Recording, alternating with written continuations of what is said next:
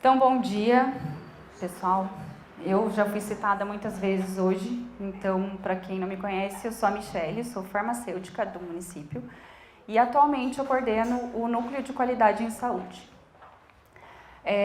Para mim, ficou uma parte bem legal, que eu acho que é a mais polêmica, talvez, mas, na verdade, é um apanhado de tudo que foi falado hoje, tá? Então, a gente vai falar realmente do fluxo, do que a gente está fazendo no município, de como as coisas foram caminhando, conforme elas foram caminhando, e quais os meios de caminho que a gente está tentando tomar para conter o bicho aí.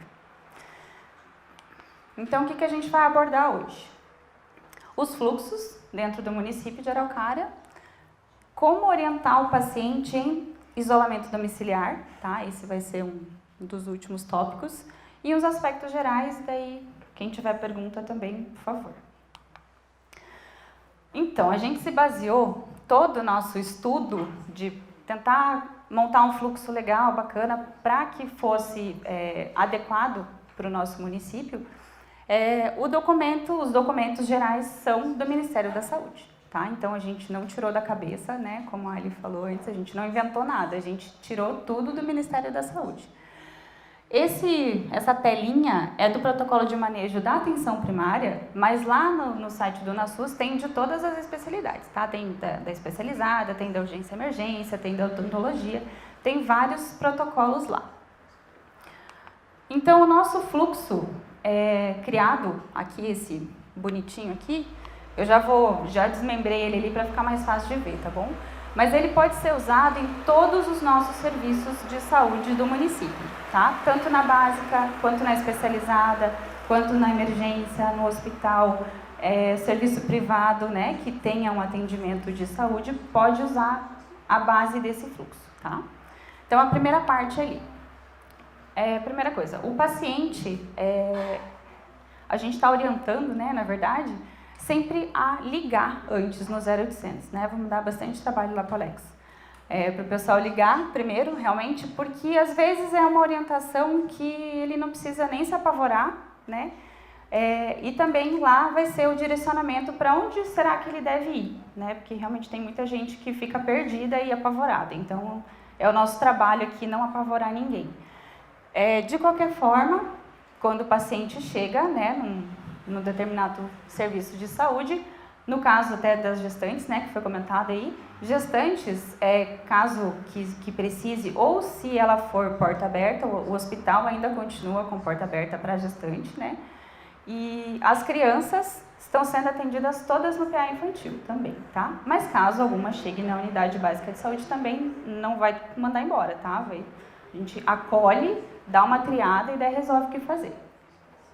Então, nos serviços todos, chega na recepção ou, né, no local de chegada do paciente, nas unidades da atenção primária, já foi pactuado aí, né, com o pessoal, todas as unidades de saúde montaram um guichê, como se fosse uma pré-triagem, né, então fica um funcionário sempre, funcionário paramentado, com máscara cirúrgica, né, orientado a ter o primeiro contato com o paciente.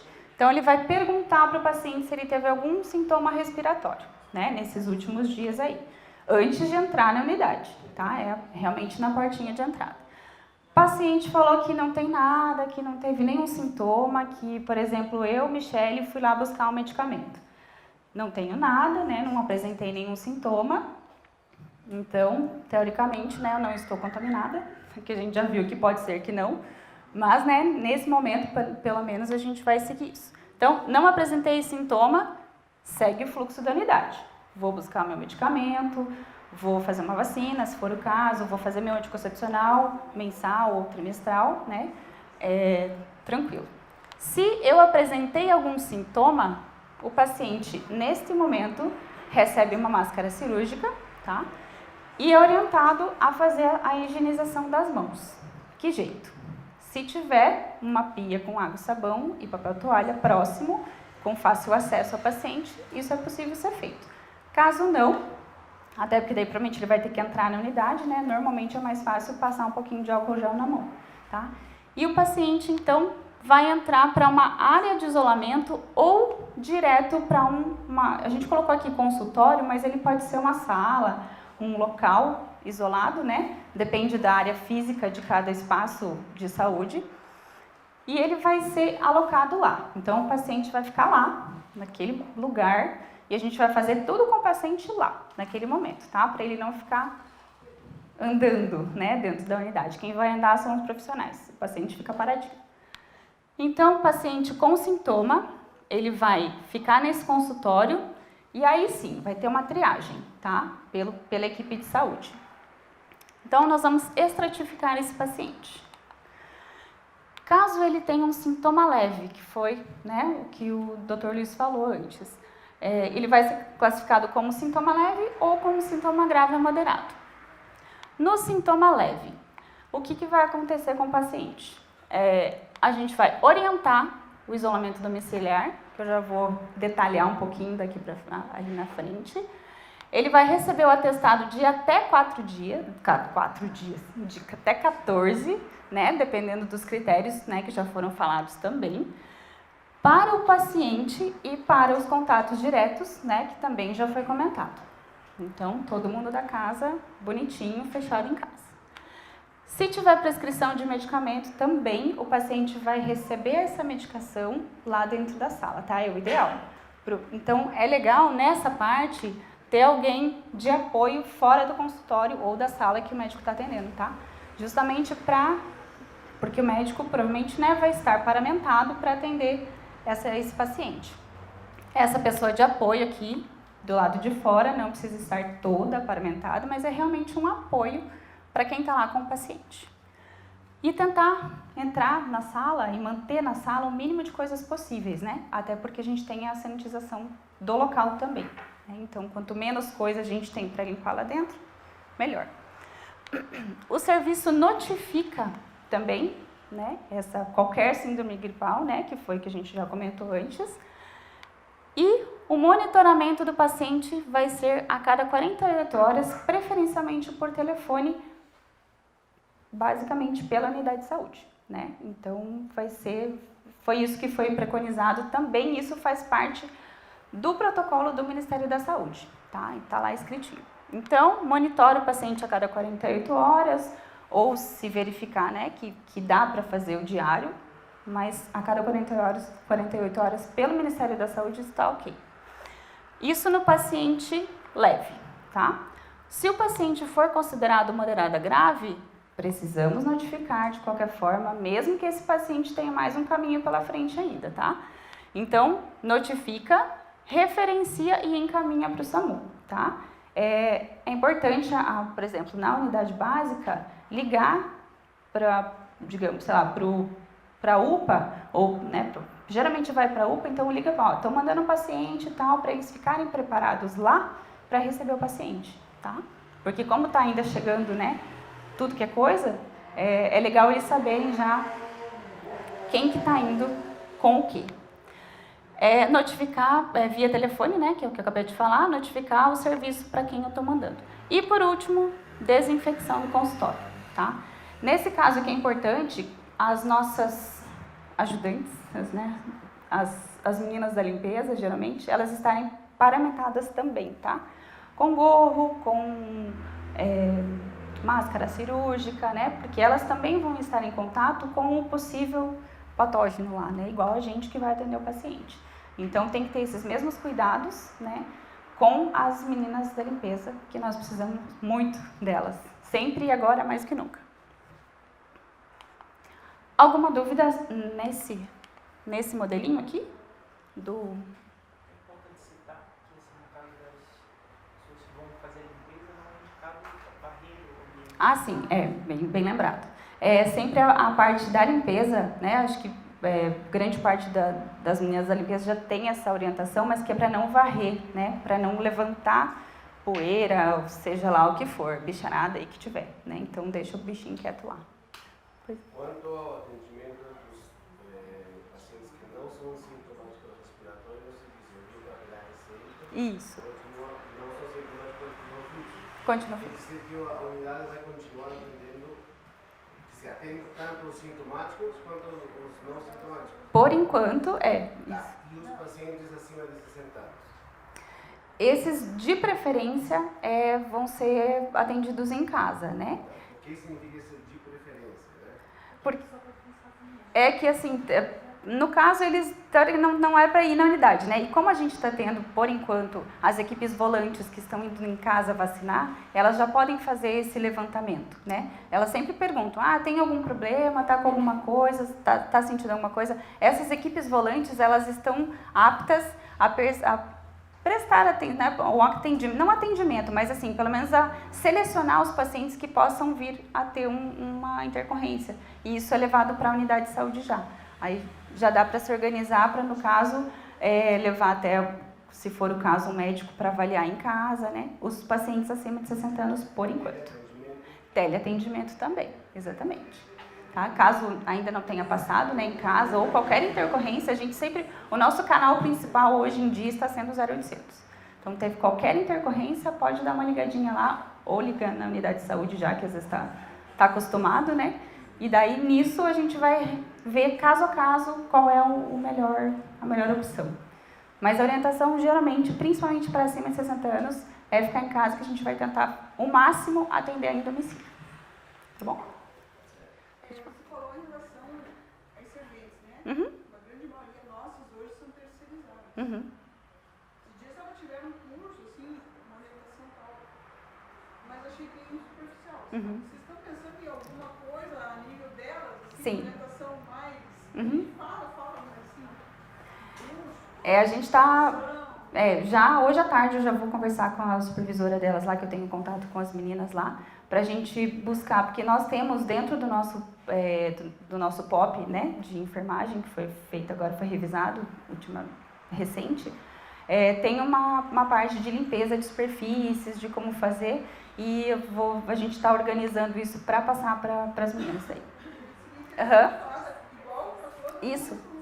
O padrãozinho, né, para todo mundo fazer igual. Já hoje à tarde eu vou sentar e conversar com a moça lá. Nada.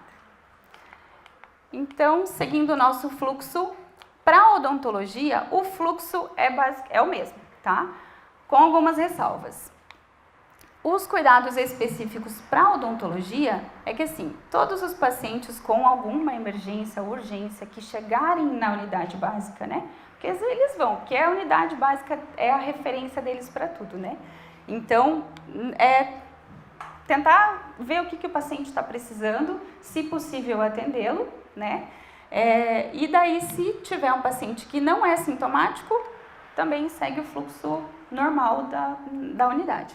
Caso ele apresente algum sintoma, a equipe que vai atender tem que estar devidamente paramentada. Neste caso da odontologia, se precisar usar broca ou algum outro equipamento que possa produzir aerossol, sim, tem que estar paramentado com a N95, tá? Além de gorro, óculos de proteção, avental, tudo. Cuidado só para atender uma pessoa por vez no consultório, eu sei que às vezes é meio complicado, né? Mas tentar, nesse momento que a gente está, nesse momento de cuidados extremos, então atender uma pessoa por vez só e com o mínimo de profissionais possíveis, até por conta do uso racional de EPIs, né? Que a gente sabe que está uma escassez grande, então a gente tem que usar racionalmente. E espaçar os atendimentos a fim de descontaminar o local de trabalho, tá? Para dar tempo de atender o paciente, fazer a sanitização correta do local, para conseguir atender outro paciente. O fluxo de vacinas em idosos e as entregas de medicamentos, tá? Entrega de medicamento aqui também para acima de 60 anos, tá? A gente está fazendo essa ação agora, principalmente por causa desse grupo de risco que foi preconizado. Então, a vacina da influenza, as equipes volantes de cada unidade estão de casa em casa ou de acordo com uma listagem que foi feita, né? Isso vai de acordo com cada setor, com cada unidade, né? Que escolheu a melhor forma de fazer. Mas eles estão indo em casa vacinar, tá bom? As pessoas, por enquanto, acima de 60 anos, né? Nesse primeiro momento, aí... Lá na frente vai mudar o grupo de risco e Vamos ver se vem alguma mudança aí. Mas, por enquanto, é isso. Pacientes acima de 60 anos estão sendo vacinados em casa. Medicamentos. Oi, quem falou? Hã? Quando eles obedecem. Ah, no caso, assim, e daí, nesse caso, se eles já foram para a unidade, acolhe, né? Não tem o que fazer. A gente só não pode mandar paciente embora, né? E, assim, e daí, pelo menos, você tem certeza que ele vai ser vacinado. Porque se ele, né? Se você falar, não, vai para casa, e daí ele sai passear. Então, assim, foi na unidade, já se expôs, já recolhe. A gente não manda ninguém embora. Isso mesmo.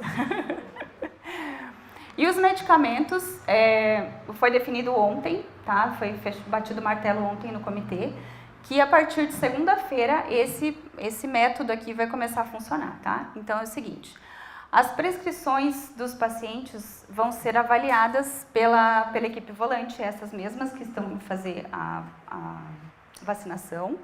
Então eles vão avaliar as receitas dos pacientes, tá? O paciente está lá precisando de medicamento de uso contínuo, né, ou sei lá, um controlado, alguma coisa, insulina. Essa equipe vai pegar as receitas do paciente, levar para a unidade de saúde. Uma equipe lá da farmácia vai avaliar, né, entrar lá no histórico do paciente, ver o que realmente ele está tomando, separa o medicamento do paciente. Se tiver algum medicamento da farmácia central, também vai ser interno ali na equipe, né? Vai ser conversado com o pessoal lá da central, eles vão mandar para a gente o medicamento nas unidades. E daí, quando estiver pronto o combo, digamos assim, do paciente, vai um motoboy entregar na casa do paciente, tá? Cada unidade da área urbana terá um motoboy específico para fazer esses transportes. Esse serviço lá no Tupi nós já estamos fazendo. Ah, legal, que bom. A CS vê a necessidade de pegar o medicamento, traz a receita para a farmácia, já separa e como eu tenho 2 carros, a gente já está fazendo Ah, que legal. Então vai ser incluso só Isso. da farmácia central. Ah, legal, tá ótimo. Ah, que bom. Bom saber. Então não vai ficar mais centralizado igual a gente tinha pensado? Não, não. Vai ser, foi batido o martelo ontem, então vai ficar dessa forma mesmo, tá? Cada unidade vai ter o seu motoboy e daí vai ser uma questão interna ali da farmácia para se organizar, para separar os... Uhum. Fica tranquilo. Isso, pode redistribuir. Então essa parte, e daí assim, dá até para orientar, né? Se tiver um vizinho, sei lá, eu, por exemplo, que tenho idoso em casa, eu posso ir buscar o medicamento na unidade. A farmácia da unidade vai estar funcionando normal, né? Eu não estou indo trabalhar no meu local de farmacêutica, né, chefe? Mas eu sei que o trabalho da farmácia nunca para, então não é agora que a gente vai parar, né? Não é agora que para. Então o atendimento da farmácia continua, até porque não temos só idosos, né? Temos toda a nossa população, então ela precisa ser atendida de qualquer forma, mas sempre orientar para o idoso não ir buscar o medicamento, né? Pedir para alguém que não tenha uma comorbidade, que não faça parte do grupo de risco para ir buscar esse medicamento. O uso de EPIs, que é o grande boom da história, né? Então, assim, esse uso de EPIs aqui, na verdade, isso aqui foi tirado da nota técnica número 4 da Anvisa, que ela foi criada em janeiro e a última atualização dela foi agora, dia 31 de março. E ela, nessa parte de EPIs, ela não mudou nada, tá? Eu conferi todas elas e não mudou basicamente nada. Então, para casos suspeitos ou confirmados e acompanhantes, o acompanhantes aqui uma ressalva, a gente sempre está orientando o paciente que vá procurar um serviço para ele sozinho. Isso serve para, acho que essa notícia está aí para tudo, né? Vá ao mercado uma pessoa por família, né? Para a gente orientar continuar esse hábito justamente para não aglomerar mais pessoas, né? Mas caso venham, né, os acompanhantes, mas assim, caso suspeito ou confirmado, ele deve receber a máscara cirúrgica. A gente orienta a etiqueta respiratória, né, que isso já está massivo na mídia, mas a gente sempre deve orientar como obrigação de profissional de saúde, né. Usar lenço de papel, se for o caso, né, a gente geralmente tem papel toalha, caso a pessoa precise ali do ladinho. e a higiene frequente das mãos com água e sabão ou preparação alcoólica a 70%, tá? Nós, profissionais de saúde, higiene das mãos sempre, sempre, sempre, sempre, toda a vida.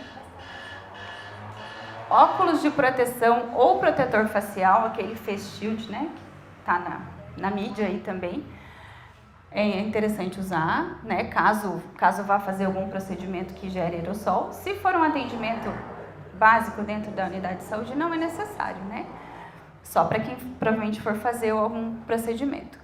A máscara cirúrgica, o avental descartável, as luvas de procedimento e o gorro para procedimentos que gerem aerossol. A observação básica, né, que tem em todas as notas técnicas, é a utilização da máscara N95. Somente para procedimentos que gerem aerossol, né? Intubação, aspiração traqueal, coleta, né, como o doutor já comentou. E os nossos profissionais de apoio, que aqui entram as nossas amiguinhas da limpeza, tá? Também, para elas higienizarem as mãos frequentemente, utilização da preparação alcoólica e durante a limpeza da sala de isolamento, né? Aí sim, que eu já falei antes, para usar todos os equipamentos de proteção para elas, né? Também. Gorro, óculos de proteção, protetor facial, máscara cirúrgica, avental descartável, né? No caso. E luvas de procedimentos aqui também, tá? Esse daqui é um folder, um cartazinho da Anvisa, tá? Tá disponível lá no site também. Mas isso é bem facinho de achar, se procurar no Google lá, precaução padrão da Anvisa, vai cair aqui nessa tela. Ele só tá mais desenhadinho do que a gente já falou. Então, higienização das mãos sempre, a utilização de luvas e avental, os óculos e as máscaras e a caixinha de pérfuro cortantes, que nesse caso agora, para o Covid, é usado, a gente não usa muito, mas como a gente está na campanha da influenza, já vale também a dica. A precaução de contato, né, também com os pacientes, higienização das mãos, uso do avental descartável, né, as luvas de procedimento e um quarto privativo, que é a salinha de isolamento que a gente já comentou. As precauções por gotículas, então, sempre higienização das mãos, a máscara cirúrgica, para o profissional e para o paciente, né, e o quartinho de isolamento ali. Para os aerossóis, de novo, lava a mão, máscara N95 ou, né, similar. A máscara cirúrgica para o paciente que durante todo o período que ele está com a gente, ele tem que estar com a máscara, né, inclusive a hora que ele vai para casa. E isso tudo dentro do isolamento. E, de novo, lava a mão. Quantas vezes eu falei lava a mão? Muitas, né? Muitas. E eu vou continuar falando. E a gente vai continuar falando. Aqui eu sempre falo que eu sempre lembro daquele videozinho da TV Cultura lá, do Rá-Tim-Bum, que é de 1900 e bolinha, quando era quadrada ainda. Então, assim, todo mundo já viu aquele vídeo, acredito eu, né? Alguma vez na vida. E aí ele vale muito para todos os nossos momentos vividos até agora. Os 5 momentos da higienização das mãos também, né? Que a gente pode não, a gente já deveria adotar, mas assim, só para relembrar. Então, antes do contato, quando que eu devo lavar as mãos? Antes do contato com o paciente, antes da realização de qualquer procedimento com o paciente, após o risco de exposição a algum fluido, né, ou contato com o paciente, quando eu terminei o meu atendimento e depois, se por acaso eu encostei em alguma parte aqui, né, do paciente, onde o paciente estava encostado, colocado, enfim. Deixa eu passar um videozinho bem bacana para vocês. Põe pra gente. É um vídeo da Anvisa, tá, gente? Ele é mais antigo um pouquinho. Provavelmente ele foi feito lá na época do boom da influenza, né? Do H1N1 lá em 2009, né? Mas ele é o último. Ele é bem prático pra gente agora, porque ele fala da paramentação e desparamentação também, tá? Porque é tão importante o tirar quanto o colocar. talvez mais, né? Porque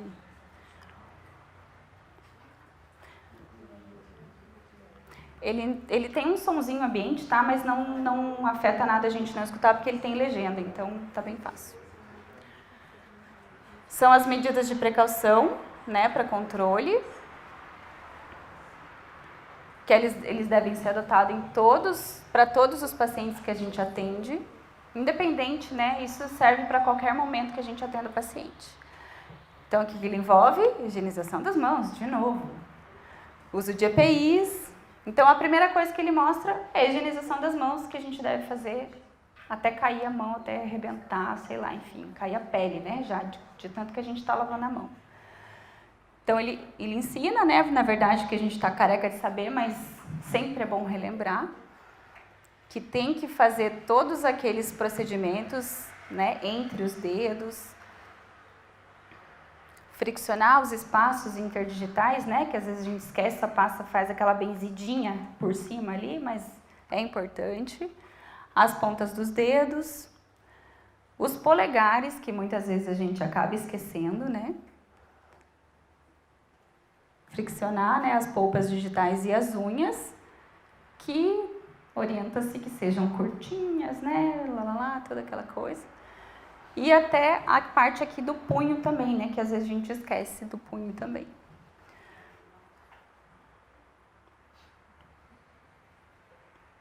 Aí a questão da fricção antisséptica para as mãos, né, que é no caso do nosso querido e tão falado álcool gel, ultimamente, nesses dias.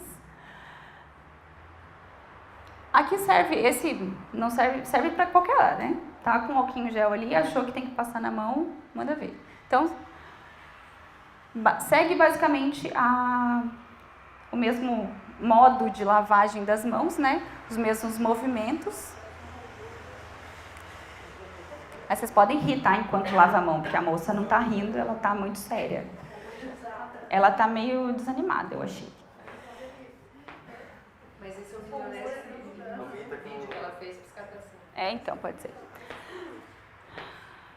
Já vamos chegar na parte bem importante, tá? Que é da parte da paramentação. Aqui ele fala realmente de novo da luva, né? Que já foi comentado hoje, quando tem perigo de contato com alguma coisa. O descarte seguro de pérfuro cortantes, que vale para a nossa etapa agora de influenza, né? Sempre na nossa caixinha amarela, linda, maravilhosa.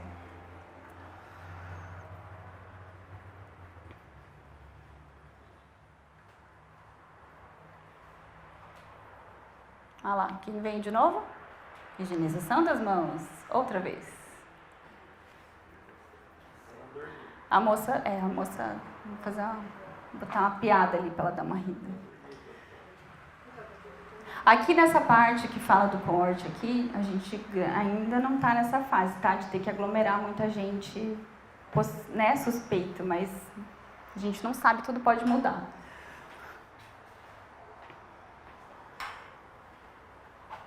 E sempre manter bem arejado, né? Qualquer lugar que a gente acolha o paciente suspeito tem que estar sempre bem arejado, né? Vamos lá, então, agora para a moça simpática botando uma máscara, tá ótimo. O transporte do paciente deve ser evitado, que é aquilo que eu já falei, deixa o paciente quietinho lá numa sala e a gente que vai até ele fazer todos os procedimentos que ele precise. A precaução para aerossol, então, que deve ser usada naqueles casos que a gente já comentou, principalmente do Covid, a parte da coleta, ou né, intubação, ou algum procedimento que gere aerossol. De novo, para colocar higienização das mãos, uso do respirador adequado. E o paciente deve usar a máscara cirúrgica, tá? Não vamos colocar N95 no paciente, please. Nós precisamos delas. Colocação do equipamento de proteção. Acho que eu estou bem na frente, né? Então, vamos lá. Higieniza a mão. No caso, ela está fazendo com álcool gel agora, tá? Então, a colocação do avental sempre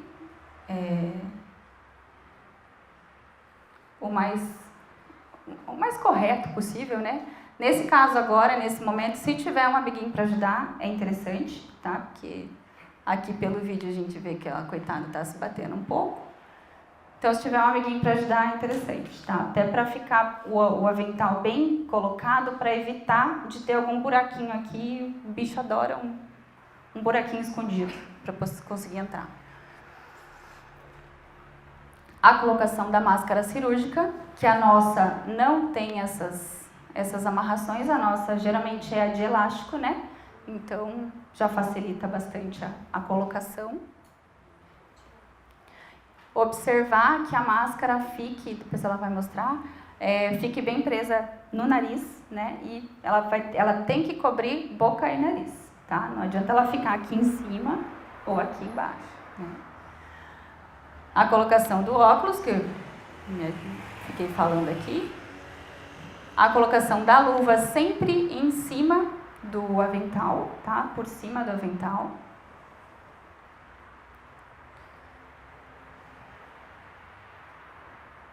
Para que o avental fique bem preso, né? Não fique. No caso da colocação do respirador, né? Da N95 aí. Ela tem 2 elásticos. Sempre tomar cuidado na hora da colocação do respirador. Os elásticos não podem ficar entrelaçados, tá? Então, sempre cuidado com esse entrelace. Moldar bem para o apoio do nariz. Essa tem que ficar, ela tem uma vedação bem maior, né?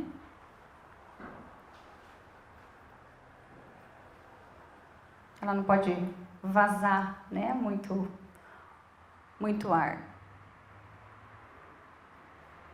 Agora que vem uma parte bem importante, que é a retirada, né? Que eu considero a mais importante. Então, sempre tirar as luvas de modo que elas fiquem com o lado que a gente encostou no paciente, em qualquer coisa, sempre para dentro. Então, a parte do pozinho fica para fora e já coloca no saco de infectante. O avental, a mesma coisa, tá? Segue o mesmo fluxo da luva. Sempre tirar o avental da forma que ele fique do avesso, cuidando para não encostar e para não balançar muito ele também, sabe? Porque nesse balançar, tipo da cortina agora, a gente pode gerar, né, espalhar os vírus por aí. E no final de tudo, higienização, no final da tirada do avental, lava a mão de novo, higieniza a mão de novo, retira óculos. Na retirada da máscara, ó, em momento algum a moça encostou na máscara na parte da frente, isso é bem importante, tá? E o que ela faz de novo? Higieniza a mão, mais uma vez.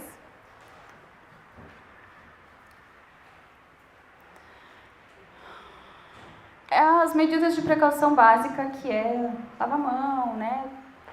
Etiqueta respiratória. Mandinha, pode tirar, voltar. Então, esse vídeo é bem antiguinho, né? Mas eu acho que ele retrata bem a nossa realidade agora, né? Pra gente tomar cuidado, porque a gente fica, né, preocupado em usar os EPIs, né, corretos, quais eu tenho que usar e tal, mas às vezes a maneira de usar, a gente pode estar com o EPI correto, mas a maneira de usar não está correta e a gente faz a contaminação da mesma forma, tá? Então agora, nosso último assunto, que é orientações sobre o isolamento domiciliar, tá? Esse material aqui, a gente reproduziu ele, digamos assim, e provavelmente vai estar disponível nas unidades para vocês entregarem para os pacientes também, tá? Porque ele é bem didático, ele tem figurinhas, então fica fácil de o paciente entender. Mas é nossa obrigação, na hora de fazer a orientação ao paciente, orientar ele da forma correta, tá? Então, o isolamento domiciliar. Se tem um caso confirmado na minha casa, o que eu faço? Né? Tem alguns passos aqui. No caso, eu preciso manter a distância mínima de 1 metro, que foi aquela que o Dr. Luiz já comentou também. Então, mesmo dentro de casa, eu preciso manter o isolamento, né? O distanciamento de 1 metro, né, com o paciente. No quarto usado para isolamento, na casa da pessoa, manter sempre janelas abertas e a porta fechada, tá? Então, não adianta estar janela aberta e porta aberta que o negócio vai voar. Então, janela aberta, fecha a porta. durante todo o isolamento, tá? E limpar as maçanetas frequentemente com álcool ou água sanitária, tá bom? Isso é importante para a gente também nos nossos serviços de saúde, que às vezes a gente esquece. É um lembrete a mais também que a gente vai comentar com as meninas da limpeza. Nas casas que tem apenas um quarto, então, o que a gente pode fazer? Deixar o paciente nesse quarto e o resto, dorme na sala, na cozinha, né? Põe uma rede lá fora, não sei. Infelizmente é o que tem que fazer. A gente sabe que tem muita gente nessa situação, mas a gente tem que tentar evitar o contato o máximo possível, tá? O que precisam ser separados do paciente, tá? O lixo todo produzido pelo paciente precisa ser separado e descartado, tá? De preferência em saco duplo de lixo, tá? Deixar ele separadinho e ele pode ser feito pela coleta comum de lixo orgânico, tá? Até porque vai passar um tempinho, o vírus já não está mais ativo naquela superfície, então ele pode ser descartado. O nosso medo, até que foi um questionamento no seminário passado, é a questão dos catadores, né? Que às vezes abrem o saco de lixo, abre lá, tem uma máscara, sai correndo, né? Então, assim, não tem perigo, a gente precisa disseminar também, né, essa informação de que chega um momento que o vírus já não está mais ali naquela superfície também. Mas esse cuidado de separar o lixo do paciente é importante, dentro da casa, para não contaminar os moradores. Toalha de banho, garfo, faca, talher, tudo que o paciente for usar é só dele, tá? Então, deixa separadinho lá, até pano de prato, tá? Não adianta eu ter um prato, vou lavar o prato, o garfo, o talher, mas eu vou enxugar com o mesmo pano de prato, né? Então não vai adiantar, tem que ser tudo separadinho. Os sofás e as cadeiras e os móveis, provavelmente, né, que o paciente vai usar, também deve ser exclusivo dele neste momento do isolamento, tá? Os móveis da casa precisam ser limpos frequentemente também, com álcool 70 ou água sanitária, que é mais de fácil acesso, né, para todo mundo. E as condutas para a pessoa contaminada, tá? A pessoa que está com suspeita ou contaminada. Utilizar máscara o tempo todo, isso está no protocolo do Ministério, mas assim, a gente em conversa não concorda muito dependendo do caso. Se eu estou suspeita, eu estou dentro de um quarto fechado com a minha janela aberta e não tem mais ninguém comigo, não preciso ficar de máscara, né? Porque eu estou sozinha naquele local. Então, não há necessidade de eu ficar de máscara, até porque se eu ficar de máscara o tempo todo, eu vou estar criando um micro ambiente ali, que daí o bicho vai e volta, vai e volta, vai e volta. Não há necessidade, né? Até porque deve ser completamente desconfortável você ficar de máscara o dia inteiro. Se for preciso cozinhar, usar máscara de proteção cobrindo a boca e o nariz, pode ser a máscara cirúrgica mesmo. Depois de usar o banheiro, não deixar de lavar as mãos, né? E sempre limpar as superfícies de vaso, pia e tudo mais. Se tiver um banheiro só na casa, é recomendável que o paciente contaminado ou suspeito utilize o banheiro por último. Por exemplo, todo mundo da casa tomou banho, deixa o paciente para tomar por último, né? Para daí sim, logo depois do uso, fazer uma limpeza, tá? Conduta de todos os moradores. Se uma pessoa da casa tiver diagnóstico positivo, todos os moradores ficam em isolamento também por até 14 dias, né? Que isso depende lá da parte do isolamento, né? Que o doutor comentou. Caso algum outro familiar fique, também tenha sintomas, ou que deva reiniciar o isolamento, todo mundo da casa tem que reiniciar. Isso a gente gera um desconforto, até digo assim, social, né? Porque como é que a família inteira vai ficar isolada e daí assim, eu comecei hoje, estou quase terminando meu isolamento, meu pai ficou doente, né? E daí todo mundo fica de novo. Enfim, a orientação é essa, né? Porque eu posso estar transmitindo, então eu posso sair daqui e contaminar, né? Infelizmente. E aqui eu só trouxe uma que saiu nas nossas mídias aqui do município, que eu achei que define muito bem esse nosso momento, assim. Um garotinho de 5 anos explicou: temos que ficar em casa por 2 semanas, porque se o coronavírus não vê ninguém, ele vai embora. Então, assim, se a gente não está na rua, ele não vai ver ninguém. Eu disse, cara, que chato aqui, não vou embora, não tem nada para fazer aqui, né? Então, assim, a inocência da criança a gente precisa aprender um pouquinho com a inocência dessa criança, né? Então, realmente, ter aquela consciência de que a gente não está fazendo pela gente só. A gente está fazendo pelo pai, pela mãe, pelo marido, pelo filho, pelos colegas de trabalho que estão com a gente, né? A gente tem que ter essa consciência também, que às vezes é muito mais tempo que a gente passa com os colegas de trabalho do que com a família, né? Então, essa seria a minha dica de hoje. Então, assim, quem puder ficar em casa, orientar os seus a ficar em casa. Eu sei que tem que arranjar o que fazer, porque, né, já está difícil, mas sempre dá um jeito, né?